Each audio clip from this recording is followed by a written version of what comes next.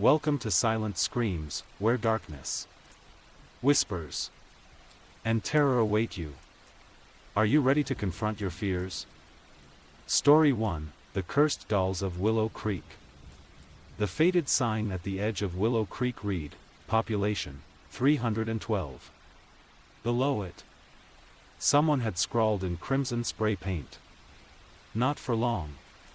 Emily, a seasoned antique dealer, rolled her eyes as her car rumbled past. Superstitious small towns, she thought. The rumors about Willow Creek were absurd, stories of cursed dolls, haunted houses, and disappearances. Emily had come for an estate auction, lured by the promise of valuable antiques. As she drove through the sleepy town, her GPS led her to a crumbling Victorian mansion at the end of a winding dirt road. Thick ivy clung to the house's exterior, and the windows were clouded with decades of grime. The locals called it the Willow House, a place shrouded in whispered tales of tragedy and misfortune. But Emily only saw potential profits. Inside, the air was heavy with dust and a faint, sickly sweetness. Among the clutter of furniture and forgotten trinkets, one thing caught her eye: a collection of porcelain dolls, each displayed behind glass in an ornate wooden cabinet. Their painted faces smiled eerily, their glassy eyes seeming to follow her every move. The auctioneer, a frail man with trembling hands, warned her, "Don't take the dolls. They're not right." Emily dismissed him with a polite smile. Superstition sold well, and she knew collectors who'd pay handsomely for a creepy backstory. By the end of the day, the dolls were hers. If only she'd listened. Emily returned to her home in the city with the dolls carefully packed in her trunk. That night, she unpacked them in her workshop, setting them on a table to examine their craftsmanship. Each doll was intricately detailed, perfectly formed curls, tiny silk dresses, and eyes so lifelike they seemed to glimmer in the dim light.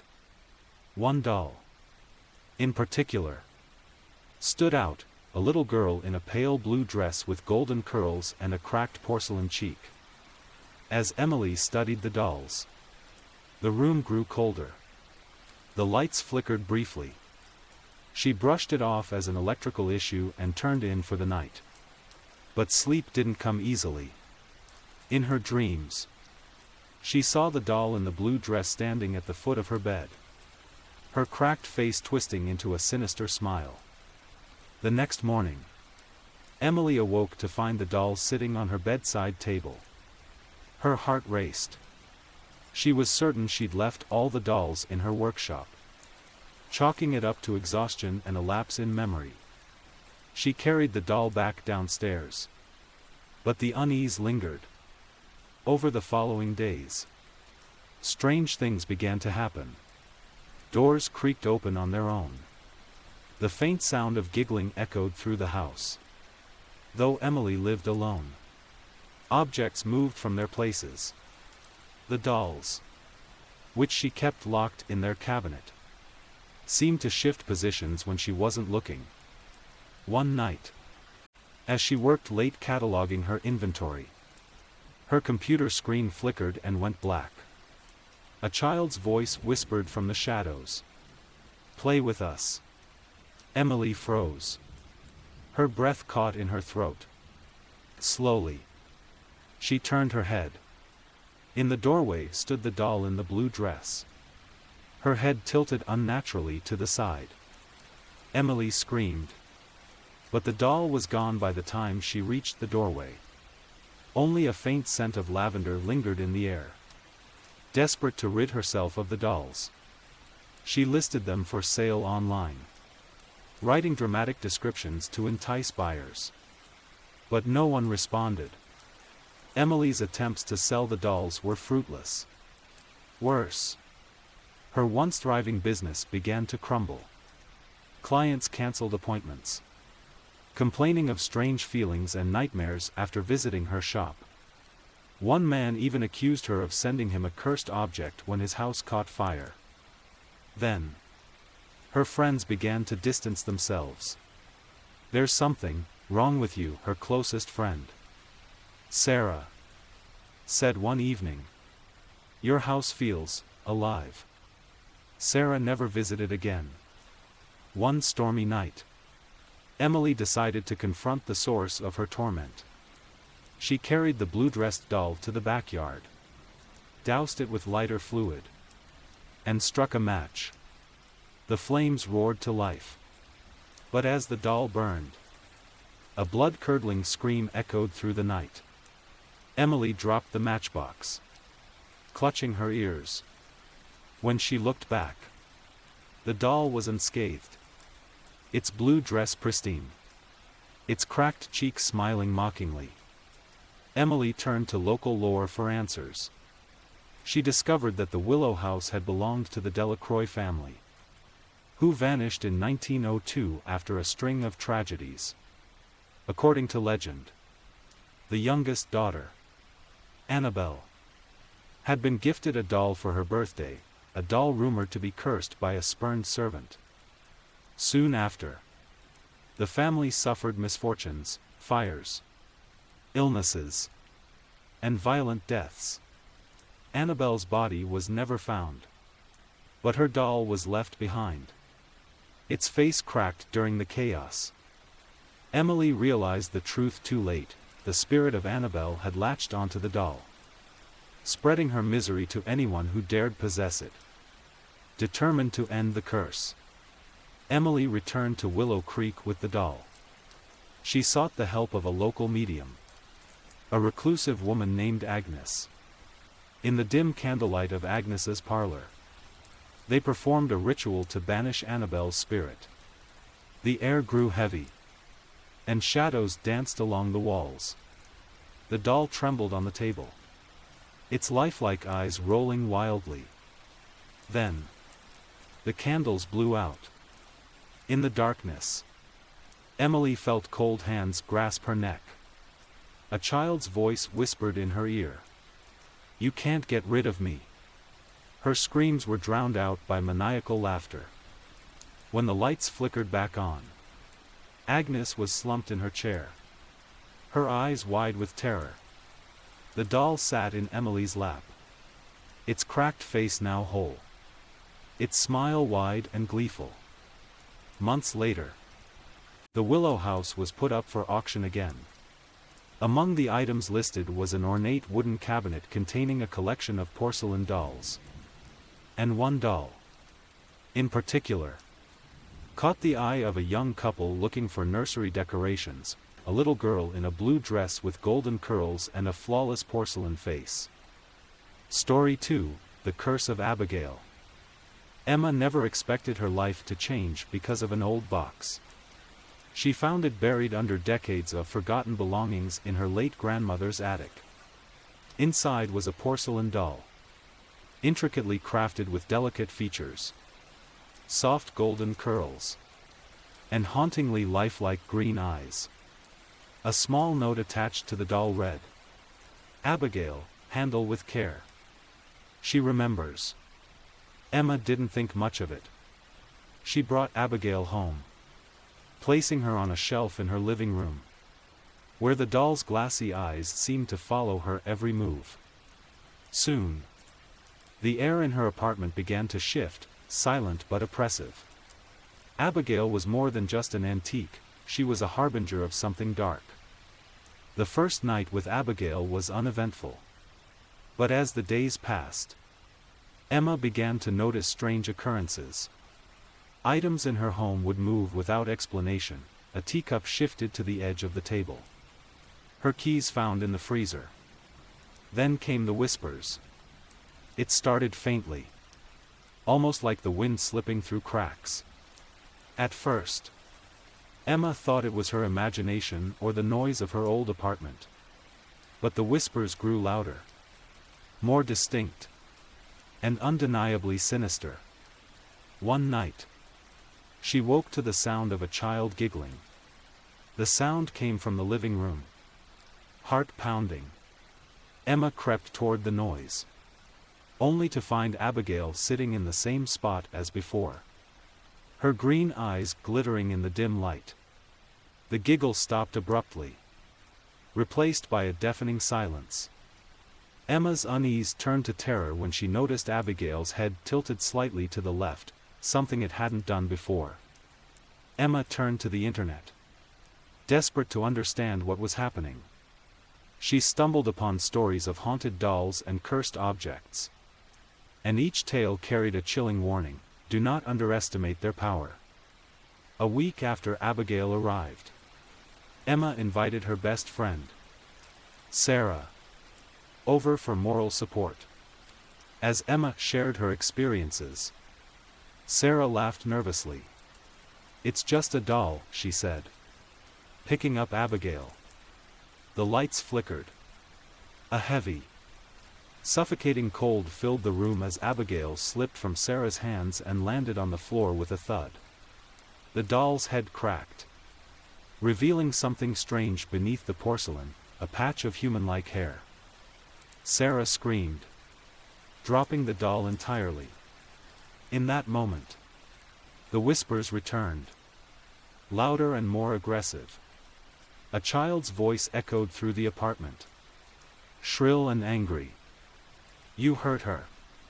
Emma's research led her to a name: Matilda Grayson, a doll maker from the late 1800s. Abigail was her final creation, crafted after the untimely death of Matilda's own daughter, whose soul, legend claimed, was bound to the doll.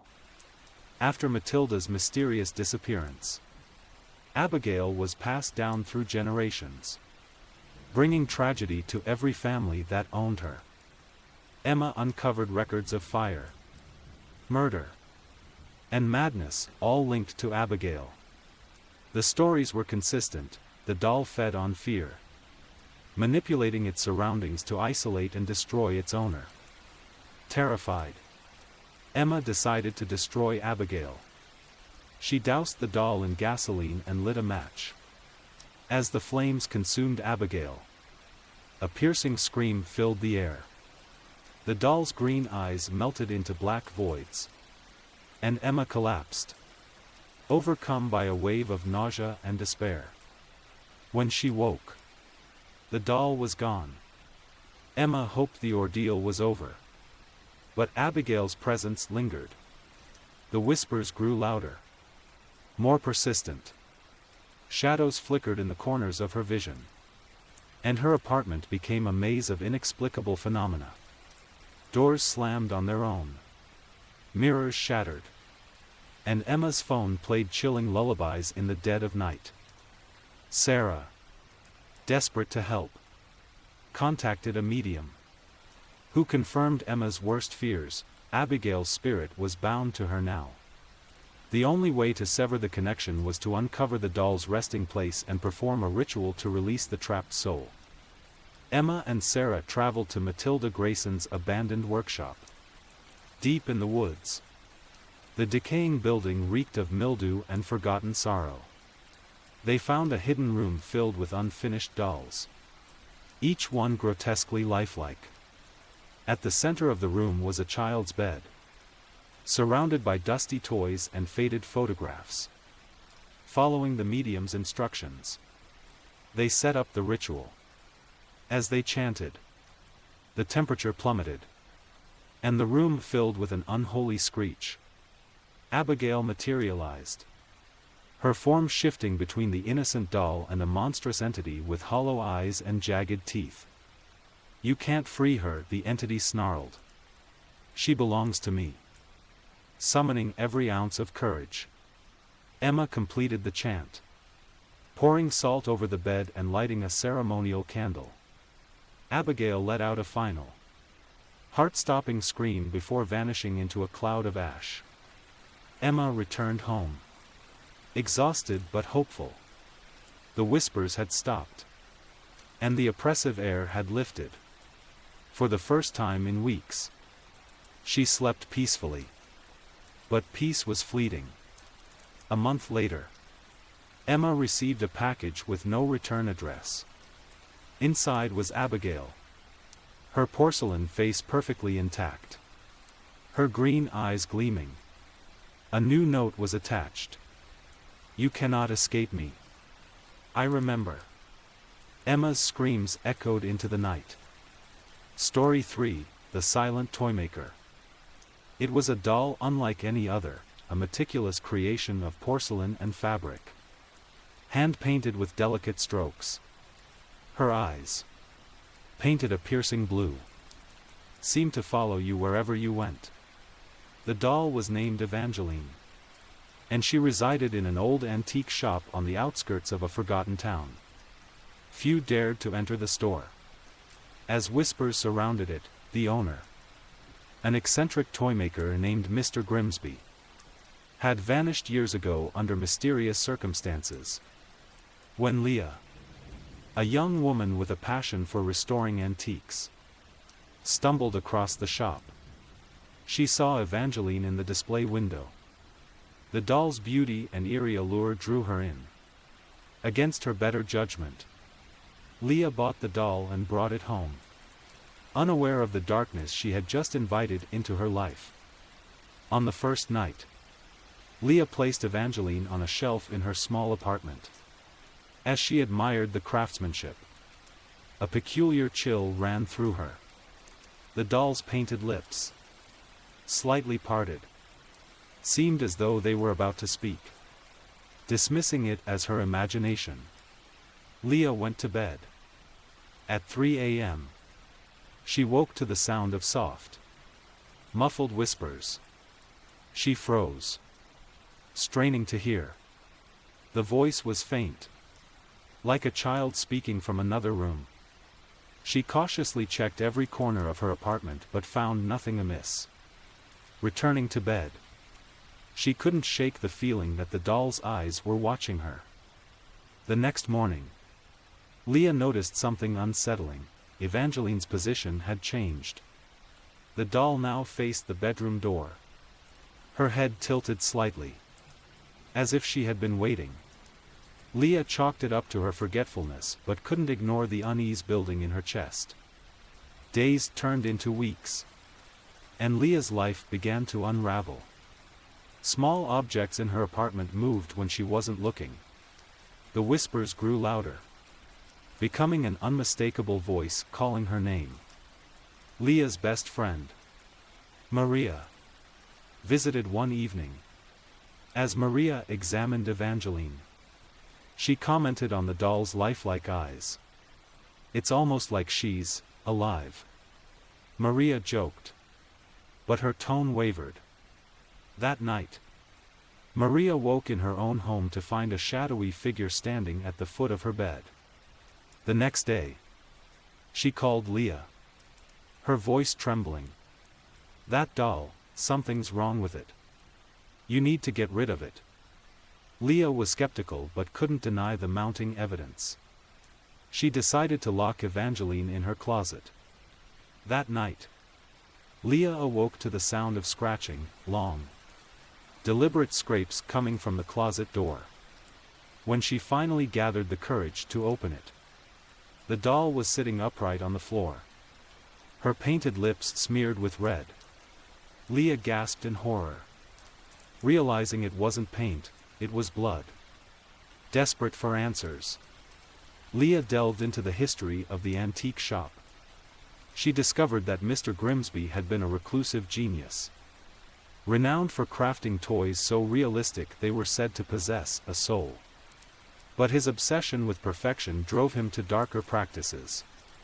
Rumors suggested he had dabbled in forbidden rituals, binding spirits into his creations.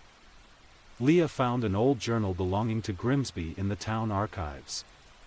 The final entries revealed a chilling truth: Evangeline was his masterpiece, created using the spirit of a young girl who had been lured into the shop and murdered. The journal warned that the doll was a vessel for the girl's vengeful spirit, cursed to torment anyone who owned her. Horrified, Leah decided to destroy the doll. She set up a bonfire in the woods and threw Evangeline into the flames. As the porcelain cracked and the fabric burned, a blood-curdling scream pierced the air. The fire roared unnaturally high, and Leah stumbled back, her ears ringing. Leah thought it was over. But the next night, she heard the whispers again. This time, they were louder, angrier.